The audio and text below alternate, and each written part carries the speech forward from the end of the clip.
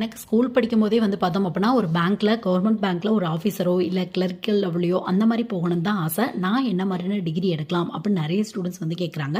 இதுக்கான இன்ஃபர்மேஷனை இந்த 1 மினிட்ல ஷார்ட்டாக வந்து நம்ம பார்க்கலாம். உங்களுக்கு இன் டெப்த்தாக தெரியணும் அப்படின்னா நம்ம சேனலில் வீடியோ இருக்குது, வேணும் அப்படின்னா வந்து இங்கே செக் பண்ணி பார்த்துக்கோங்க.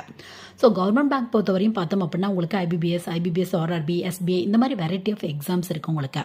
ஸோ இதில் மோஸ்ட்லி ஒரு 70-80% மேலே கூட வந்து சொல்லலாம் எலிஜிபிள் அப்படின்னா எனி டிகிரி முடிச்சவங்க ட்ரை பண்ணலாம். அந்த மாதிரி தான் இருக்கும் உங்களுக்கு வந்து சிலபஸ் அப்படின்னு எடுத்துட்டோம் அப்படின்னா, அதாவது சிலபஸ் போட்டு ஏதாவது ஒரு டிகிரி சூஸ் பண்ணலாமா அந்த மாதிரி கேட்டிங்க அப்படின்னா உங்களுக்கு ரீசனிங், ஆப்டிடியூடு, இங்கிலீஷ், அது மட்டும் இல்லாமல் ஃபினான்சியல் அவேர்னஸ், பேங்கிங் ரெலவெண்ட்டான கொஸ்டின், ப்ளஸ் வந்து பார்த்தோம் அப்படின்னா ஜென்ரல் அவேர்னஸ், அது மட்டும் இல்லாமல் வந்து பார்த்தோம் அப்படின்னா கம்ப்யூட்டர் டாபிக், இதுக்கு தான் இம்பார்ட்டன்ட் வந்து கொடுத்துருப்பாங்க உங்களுக்கு.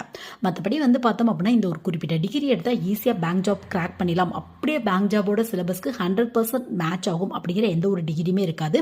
இந்த 6 டாப்பிக்கு எவ்வளோ ஈக்குவல் இம்பார்ட்டன்ட் கொடுத்து படிக்கிறீங்களோ அதை